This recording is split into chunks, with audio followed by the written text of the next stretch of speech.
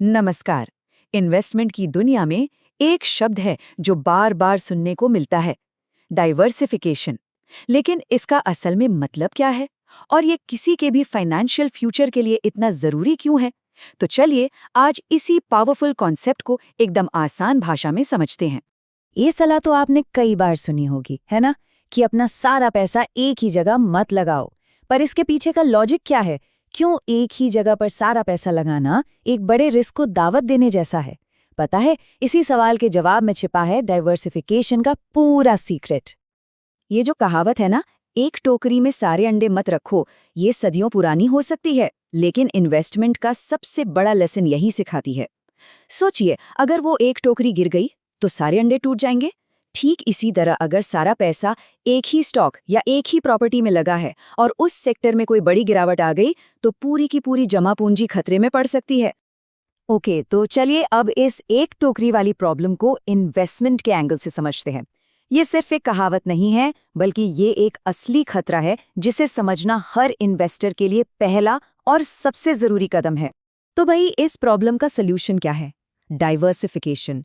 इसका सीधा सा मतलब है अपने पैसों को, अपने इन्वेस्टमेंट्स को अलग अलग जगहों पर फैलाना। इसे एक फाइनेंशियल सेफ्टी नेट की तरह सोचिए। अगर आपके इन्वेस्टमेंट का एक हिस्सा तूफान में फंस भी जाए तो बाकी हिस्से उसे बचाने में मदद करते हैं। देखिए, यहाँ पर दो रास्ते एकदम साफ हैं।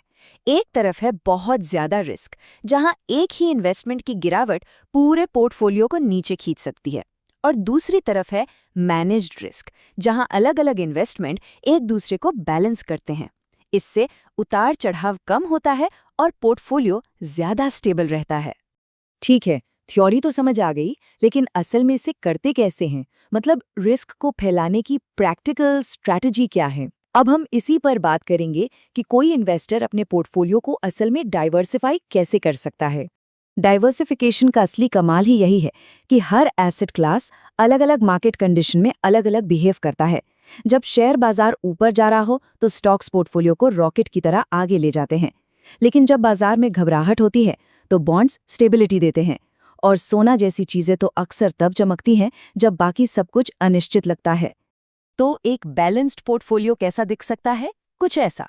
यहाँ देखिए, 60% हिस्सा स्टॉक्स में है, जिसमें लॉन्ग टर्म में अच्छी ग्रोथ का पोटेंशियल है। 30% हिस्सा बॉन्ड्स में है, जो स्टेबिलिटी और रेगुलर इनकम देता है। और 10% कैश यानी नकदी, इमरजेंसी या फिर किसी नए मौके के लिए रखी गई है। ये मिक्सचर ग्रोथ और सेफ्टी के बीच एक अच्छा बैलेंस बनाता है।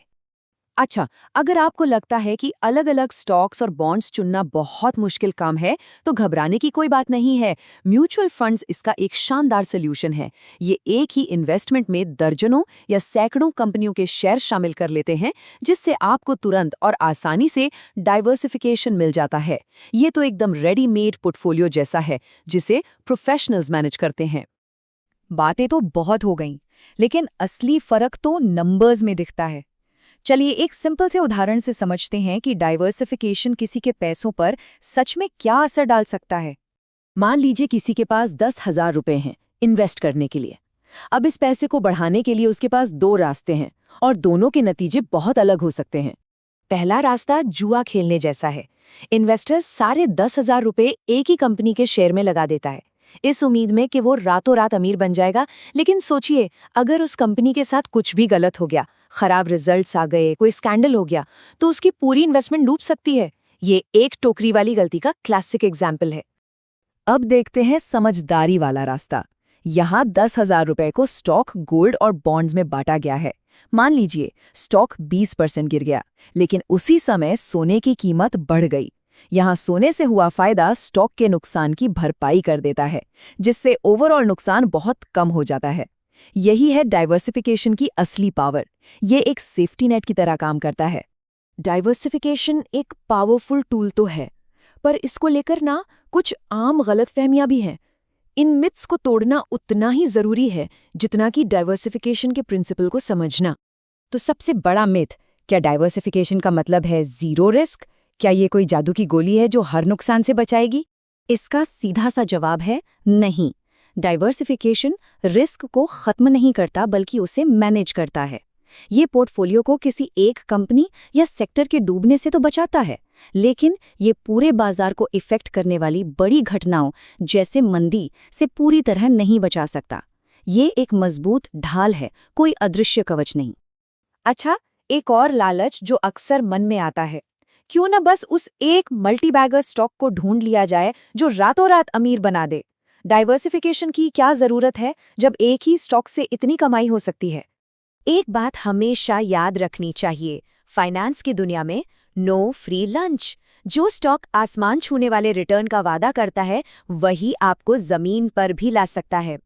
एक ही स्टॉक पर दाव लगाना एक खतरनाक पहाड़ पर चढ़ने जैसा है, जबकि डाइवर्सिफिकेशन एक चौड़ी पक्की सड़क बनाने जैसा है, जो धीरे धीरे लेकिन सुरक्षित तरीके से मंजिल तक ले जाती है। तो इस पूरी बातचीत का निचोड़ क्या है? अगर सिर्फ कुछ बातें याद रखनी है तो वो ये हैं। शॉर्ट में कहें तो डाइवर्सिफिकेशन सिर्फ एक स्ट्रैटेजी नहीं है, ये एक तरह से फाइनेंशियल पीस ऑफ माइंड है। ये पोर्टफोलियो को स्टेबिलिटी देता है, रातों की नींद खराब होने से बचाता है और बड़े बाजार के झटकों से उबरने में मदद करता है। ये रिस्क और रिवॉर्ड के बीच सही बैलेंस खोजने की कला है। तो अगली बार जब भी कोई निवेश के बारे में सोचे तो इस तस्वीर को याद रखना चाहिए। सारे अंडे सिर्फ एक टोकरी में नहीं, उन्हें अलग अलग मजबूत टोकरियों में फैलाएं। ये एक बहुत सिंपल आइडिया है, लेकिन ये किसी के भी फाइनेंशियल फ्यूचर की सुरक्षा की नींव है। और आखिर में ये सवाल हर इन्वेस्टर को खुद से पूछना चाहिए, मेरे इन्वेस्टमेंट्स कितनी टोकरियों में फैले हुए हैं?